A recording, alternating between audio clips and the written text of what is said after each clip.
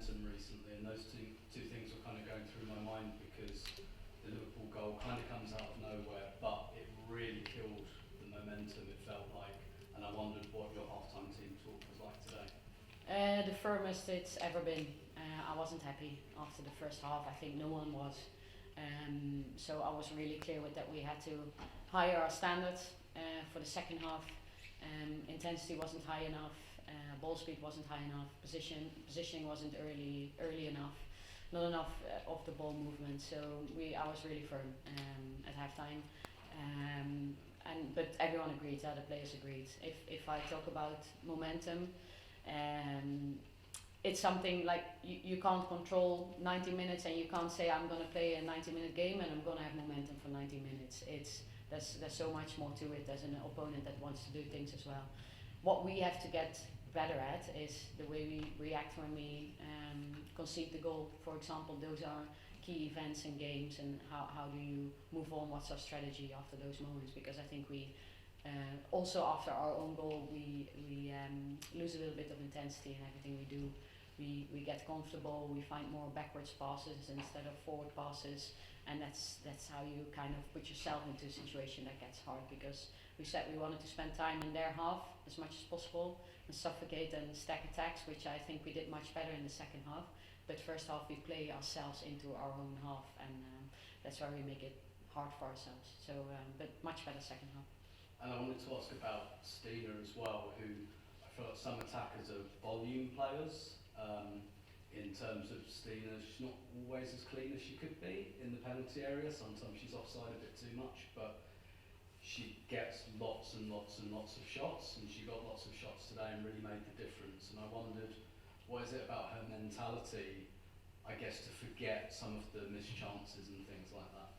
Yeah, I've known Stina for so long, and I know that that's been hard for her earlier in her career when she was younger, to come back from those moments and just go to the next action with as much belief and conviction. I think that's what she did today. She's such a mature person now and football player.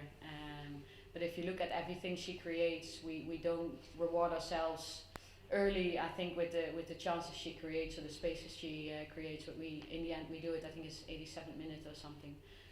But the disruption she creates in the back line is just not only for herself to create things, but also for the team to get spaces elsewhere. Hello?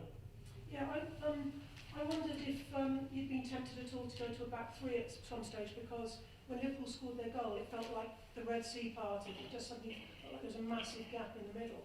And I wondered if you were tempted at all to bring on another centre-back earlier on.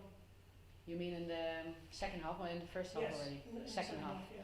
Yeah, so we did go to a 5 with Laia Codina the last couple of minutes. It's always a decision, because if your structure is good and you have a pressing system and a system in mid and low block with a back 4, if you go to a back 5, it always means change, and you need to do things differently on the pitch.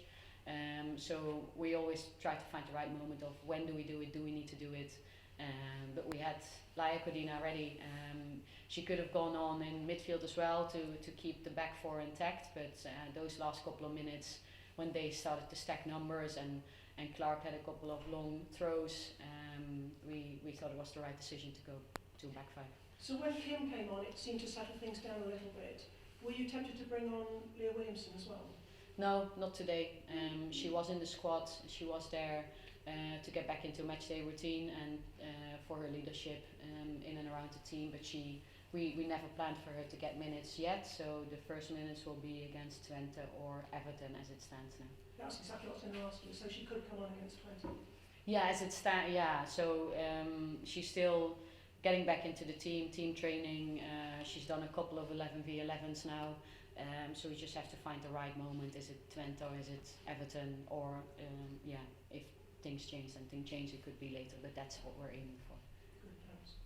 Yeah, so Hi Renee.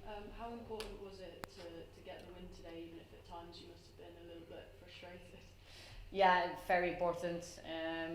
This is the last block of 2025, 5 games, and we were absolutely aiming for 3 points here at home. It's the last game at the Emirates for this calendar year. I was relieved at the end because I didn't think we performed well today, especially not the first half. So in the second half we create chances, but we struggled to get the ball into the net. So I was just relieved at the end that we got the 3 points. We deserved the 3 points because I think we concede very little, and we have quite some shots today and shots on target, and we stack attack. So I think we absolutely deserved the win today, but it didn't come easy to us. So the emotion I felt after the game was relieved today. I just wanted to ask you about your young goalkeeper as well, because obviously she was sort of thrown into this today and she's got a bit of a run of matches. How was she feeling afterwards and before as well? You mean Anneke? Yeah. Yeah, I think she grew into the game really well. It's of course it's not easy. It's her first competitive game for Arsenal at the Emirates in front of so many fans, and but she did well. I think, like I said, first couple of moments maybe, but then we stabilized that really well as a team, as a back line together with the goalkeeper.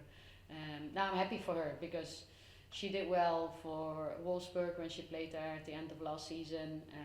There's of course high competition on the goalkeeper position for us with Daphne, who's been brilliant as well. But Necky's shown that she's ready now and she's taking her chance now while it's opening up. So that's really positive. Any others? Matt? Hi Renee, congrats on the win. I wanted to ask about Olivia Smith. First of all, played on the left today, as she did against Real Madrid, having predominantly played on the right before then. Is it quite useful to have a player who is so direct that it gives you that sort of, and I know sometimes you change the wingers mid-game as well, in previous games. How helpful is it to have a player who is not only direct and a real goal threat, but also more possible level of flexibility because they can play on both sides? Yeah, really good. We have with the 4 wide forwards now with Chloe not being available, but we have Beth who can play on the left and the right as well.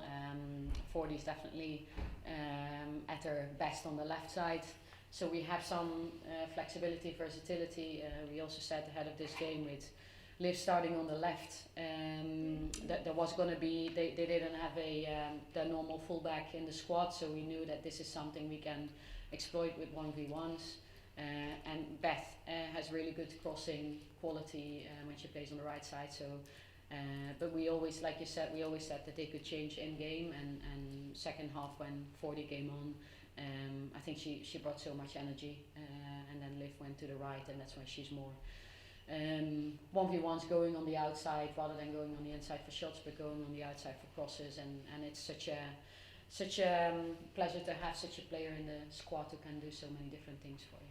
And on her goal as well, I mean, it's quite similar to the one she scored against LCL, in that she picks up the ball and she's surrounded by 3 defenders, and you think, well, there's nothing on here, and she manages to produce something amazing.